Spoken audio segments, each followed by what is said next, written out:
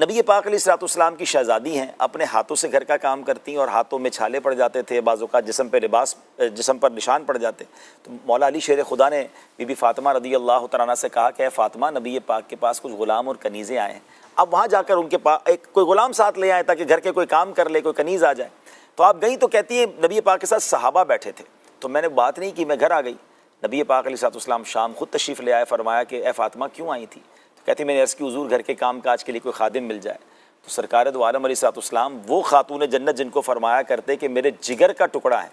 اس کے بارے میں پھر نبی پاک نے کیا یہ نہیں کیا کہ انہیں غلام دے دیا یا کوئی خادم دیا. پیارے آقا نے فرمایا اے فاطمہ اپنے گھر کے کام کاج اپنے ہاتھ سے کیا کرو،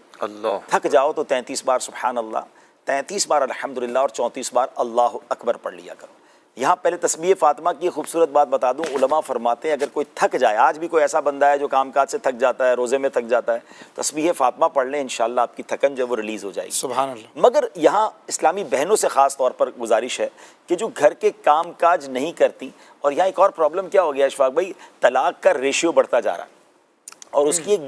ایک وجہ یہ بھی ہے کہ ہم نے اپنی بچیوں کو اب گھر کے کام کاج سکھانا ہی چھوڑ دیا.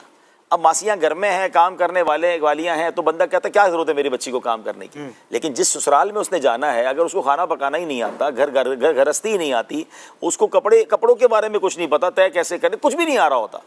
اتنا کوڑا اپنی بچی کو رکھتے ہیں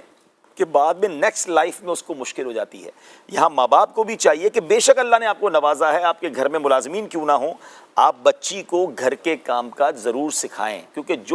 جو بھی خاتون گھر کے کام کاج اپنے ہاتھ سے کرتی ہے وہ دوسرے گھر کی آنکھوں کا تارا بن جاتی ہے. ہمیں اللہ کرے یہ بات سمجھ آئے تو اب بی بی فاطمہ رضی اللہ تعالیٰ عنہ کو نبی پاک خادم کیا جنتی خادم دے سکتے تھے، آپ تو جنتی خزانوں کے مالک ہیں نا، مگر آپ نے اپنی بچی کی تربیت اس طرح فرمائی. تو یہاں ماں باپ کے لیے بھی ایک درس ہے کہ وہ بچیوں کی تربیت کیسے کریں، اور یہاں ان بچیوں کے لیے بھی درس ہے. عید کے دن قریب آ رہے ہیں،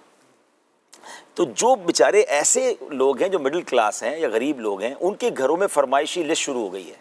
کہ ہمیں عید کے دنوں میں یہ بھی چاہیے، یہ والے کپڑے بھی چاہیے، تو یہ بھی چیزیں چاہیے. اب وہ کہتے ہیں ہمارا کھانا مشکل سے پورا ہو رہا ہے، مگر گھر کی طرف سے کچھ بھی ہو جائے ہمیں چاہیے. تو یہاں میں عرض کروں گا کہ میری وہ بہنیں مجھے اگر سن رہی ہیں، گھر کے افراد سن رہے ہیں، خاتون جنت رضی اللہ تعالیٰ عنہ کی سیرت کا صدقہ لیجئے کہ اپنے ہاتھ سے کام کر رہے ہیں، اور نبی پاک کے فرمانے پر خدا نہ خواستہ انہوں نے آرگیومنٹ نہیں کیا، انہوں نے صبر کے ساتھ زندگی گزاری اور پھر بھی اپنے ہاتھوں سے ہی کام کیا، اور جس کو کہتے ہیں نا کہ ڈیلیبریٹلی فاقے والی، غربت والی، دانستہ زندگی گزاری. آپ کے لیے تو جنتی خزانے آ سکتے تھے مگر آپ فاقوں میں رہا کرتی تھیں. تو یہاں میری ان بہنوں سے گزارش ہے کہ اگر آپ کے گھر میں کوئی آپ کے بچوں کے والد ہیں یا آپ کے اپنے والد ہیں یا بڑے بھائی ہیں اور ان کی اتنی حیثیت نہیں ہے اور آپ کو آپ کی پسند کی چیزیں نہیں وہ لے کر دے رہے، تو پلیز انہیں پریشر نہ دیجیے، کیونکہ بعض اوقات گھر والوں کے پریشر کی وجہ سے یا تو وہ ڈپریشن کا شکار ہو جاتے ہیں، یا وہ بیچارے مریض ہو جاتے ہیں، یا پھر اللہ نہ کرے وہ حرام کمانے کی طرف چلے جاتے ہیں، اور جس کی وجہ سے یا تو گھر میں حرام روزی آتی ہے یا اللہ نہ کرے پھر کوئی قانونی کارروائی ہو جاتی ہے.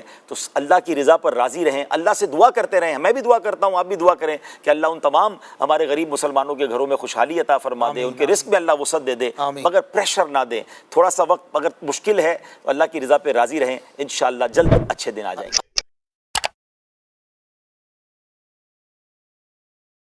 السلام علیکم ناظرین، اسی طرح کے اسلامک ویڈیو دیکھنے اور سننے کے لیے ہمارے چینل کو سبسکرائب کریں. جزاک اللہ خیرن جزا. السلام علیکم ورحمۃ اللہ وبرکاتہ.